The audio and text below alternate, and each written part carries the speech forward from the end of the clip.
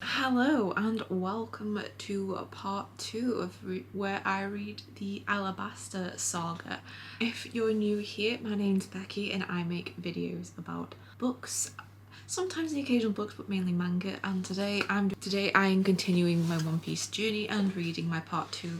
I got up to volume 20 and so we have the remainder of the arc, so we're gonna go ahead and jump straight into volume 21 today.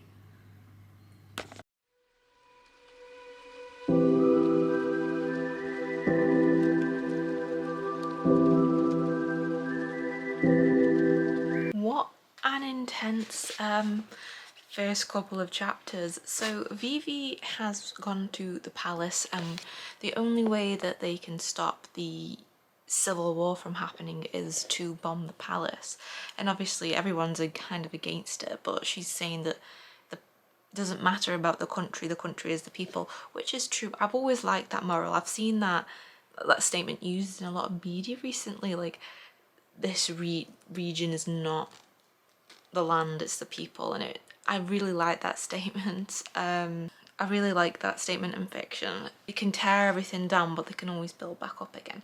And Sanji is fighting number 2 and they're actually kind of on an equal footing, but then number 2 uses Sanji's weakness against him, which is Nami, because he's a bit of a womanizer, isn't he? But Sanji does manage to get the upper hand and he doesn't finish him off. Number 2 thinks he's going to get killed, but they have some sort of friendship going on, so I think number 2 might appear later on, because you wouldn't put a dubious friendship without thinking, oh, something's going to happen. And Sir Crocodile has showed up at the palace, so I don't know how things are going to go, but we're now jumped to the fight with Zoro.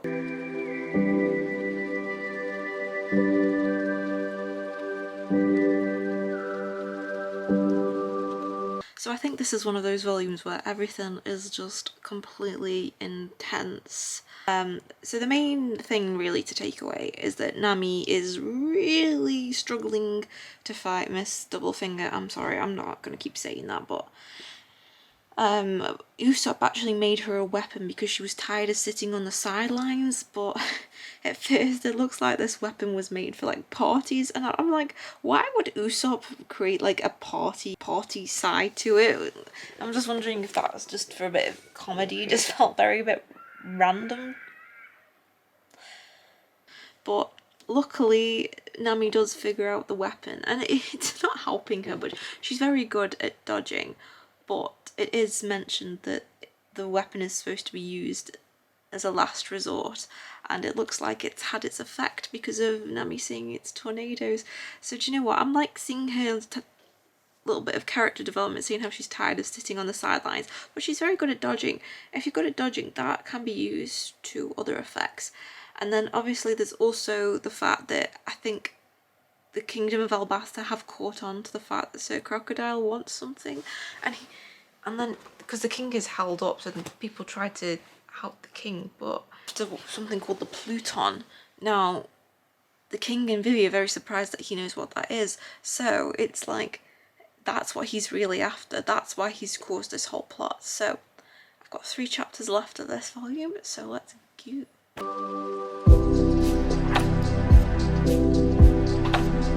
So that is volume 21 finished, and wow, what a roller coaster. So Nami manages to win with the weapon. I don't think we're going to see the weapon again because I think it was just a one-time thing, but she held her own very well even though she was struggling. And a lot of the people that are fighting Broadways obviously are all devil fruit users, so the lady, the Bullfinger, was like she could turn herself into use spikes. So we then go back to Sir Crocodile, and Pluton turns out to be this weapon of mass destruction that can shoot with one shot. It's like from the ancient world. So I'm wondering if that's gonna, I don't know if the mention of the ancient world and like this weapon, if that's gonna be mentioned later on and things like that. So it's a bit like, we'll see. So that's basically why he wants Arabasta, and he wants to control the world government because obviously the world government wouldn't let that fly, but I think the world government's corrupt anyway.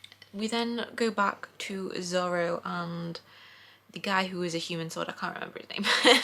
I just read it and I can't remember his name, but he can turn himself into a human sword, and Zoro basically has this kind of memory that his teacher says the person who can cut steel, the person who can cut anything, and while Zoro's fighting, he's struggling a little bit because he can't cut this guy, and then all of a sudden he's knocked down, and it's like he can hear the rocks and where people are breathing, and then he's like, oh wait, this is what it means to cut steel, that I can do this.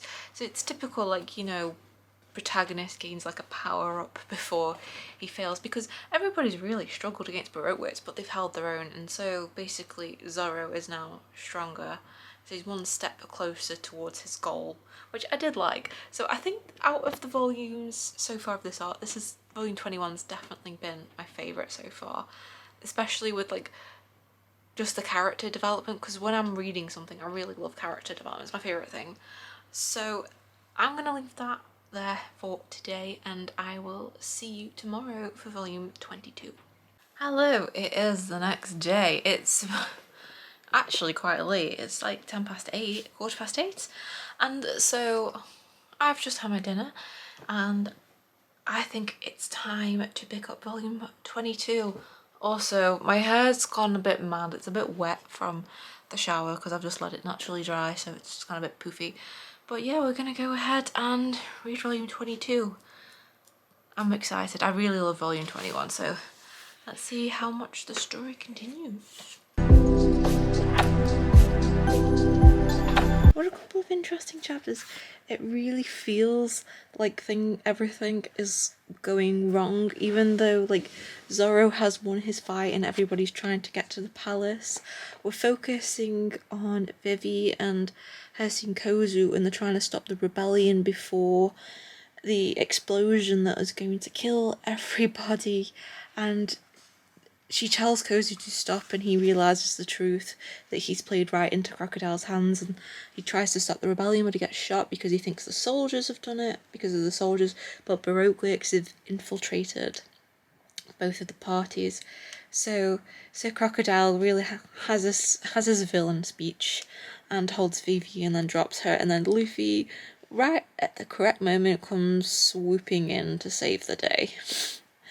Perfect timing there, pretty much the changing of the arc. So I'm gonna read the next 3 chapters. These volumes are really like spiking up. My dog's barking again. So yeah, everything's ranking up. Luffy has come back and he's learnt to use water on Sir Crocodile. So him and Sir Crocodile start fighting. All the Straw Hats have shown up, but basically Luffy is fighting him, and yeah, he's doing pretty well. But then Nico Robin asks the king to take her to find the weapon, so they end up disappearing, and then the Marines have arrived, and we actually get a bit of backstory about Nico Robin, about how she sunk 8 Marine ships 20 years before. So I think she's 28. And interesting. I'm wondering why she sunk 8 ships. I'm curious. I want to know more about her. She's very mysterious. I really do. And yeah. Unfortunately, Luffy's luck runs out and he loses again because Sir Crocodile can actually turn anything into sand. So it's all been very intense so far, but I have got 4 chapters left, so we're going to go ahead and finish the volume.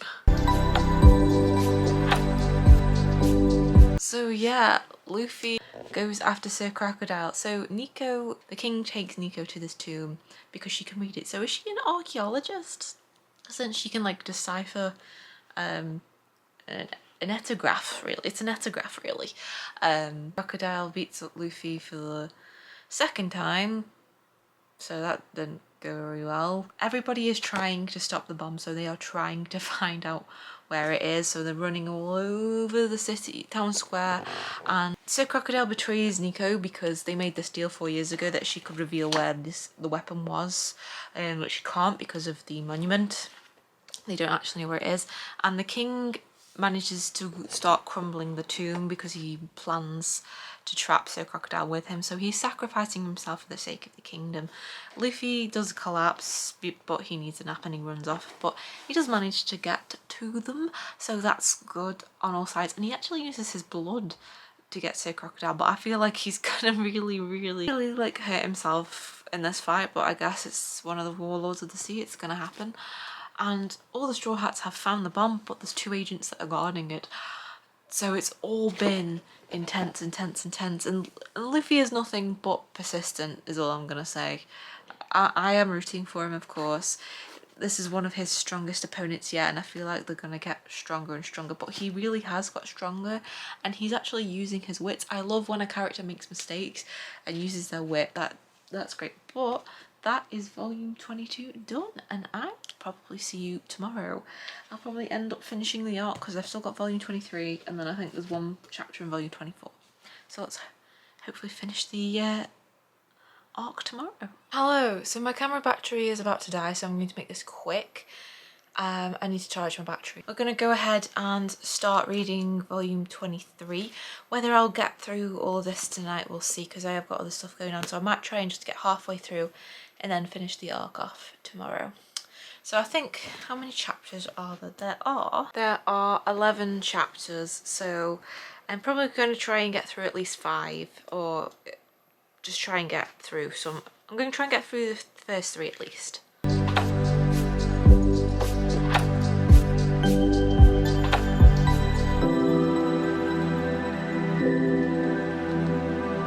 Well, I didn't expect that. The Phoenix guy taking the bomb and basically sacrificing himself for the good of Arabasta. I just read that chapter and went, oh wow, okay, didn't expect that, but I guess that's why we got a little backstory about who he was and how important he was to the kingdom. So yeah, I mean, don't really know how to feel about that because I didn't really know too much about him, but I suppose we are supposed to see, like, be on the side of Vivi, but yeah, wow, great sacrifice, I suppose. At least he managed to stop the bomb because it was on a timer, and Luffy is still fighting Sir Crocodile. So it's sad that Vivi lost her friend, but at least only one person sacrificed themselves for the greater good, which I do like that trope. So I'm going to read another 3 chapters and then I'm going to leave it there for tonight because I want to work on I've got some work to do, and then I'll probably finish it off tomorrow night. I think that is a nice place to end it, with everything coming to a head and Luffy defeating Sir Crocodile by sending him all the way up in the air and then comes slamming back down. But I'm glad that Luffy won. I think this was the toughest fight that he's had so far, definitely, and I feel like the fights are only going to get tougher, but I'm happy everything's come to a head. They've stopped fighting, the rain has come when Vivi spoke, kind of very symbolic, and yeah, there's a little bit of wrapping up and things, but Sir Crocodile has been revoked of his powers, and yeah, I'm just happy everything's ended on a good note with that last chapter. I still have 6 chapters left of the arc, so it'll just be like the resolution. Well, it's Wednesday night, so it is an hour later, and I've been at uni all day, so the only thing I'm going to be doing tonight is finishing One Piece before I go to the gym tomorrow. So I've got 6 chapters left, so let's finally finish this arc, guys. So that leaves us with 3 chapters left. I just noticed I've got bloody mascara. Sorry about that. I just noticed I have mascara around my eye, but so yeah, things have wrapped up neatly. Luffy's awake, everyone's having a good time in the palace, the king has thanked them. Nami does a bit of fan service, okay, and he's really thanked them because they've really helped. But what I found interesting was the development with the Navy saying that Captain Smoker and Tashigi are supposed to receive rewards because they don't want it getting out that Sir Crocodile betrayed them. Corrupt government, very corrupt government. I feel like the Marines are very corrupt and the pirates are almost kind of things are not black and white really, are they? But I do think the Marines are slightly corrupt. Zoro and Luffy have more wanted posters, and it's more of a heavy price, and so I think the next 3 chapters are going to be about trying to actually get out of Arabasta. So let's go ahead and finish them. It's done. The arc is done. Oh my life. What is this angle? So yeah, the Straw Hats a pirate ship was taken by Mr. Two because he's their friend, so they leave, and it's been protected, and yeah, they've left. Vivi basically wanted to go, but then she realised that she liked the kingdom more. She's gotten a little adventure, so I think we will see Vivi again at some point, whether that's, I don't know, volume later on. I have no idea.